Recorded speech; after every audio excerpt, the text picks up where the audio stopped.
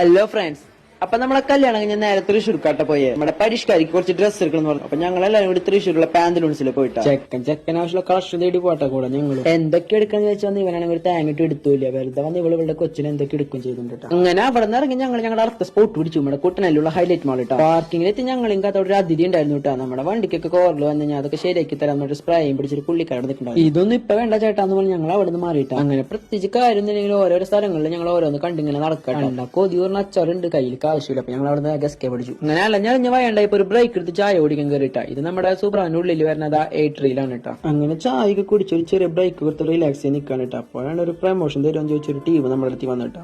ഇപ്പൊ നടക്കുന്ന കേസിൽ മാച്ചിൽ നമ്മുടെ തൃശ്ശൂർ ടൈറ്റൻസ് സപ്പോർട്ട് ചെയ്യാൻ പറ്റും 3 ജേഴ്സി ഞങ്ങൾക്കും 2 പ്രിവിലേജ് കാർഡ് അവർക്കും കൊടുത്തു വിട്ടാ. അങ്ങനെ ഞങ്ങൾ അവിടെ നിന്ന് അതും കഴിഞ്ഞ് ഇറങ്ങുമ്പോൾ ഞങ്ങൾ പെട്ട അവസ്ഥയാണ് ഗൈസ്. തിരിച്ച് പാർക്കിംഗ് എത്തിയപ്പോ വഴിയുണ്ട് കുറെ കടന്ന് കറങ്ങി ഗൈസ്.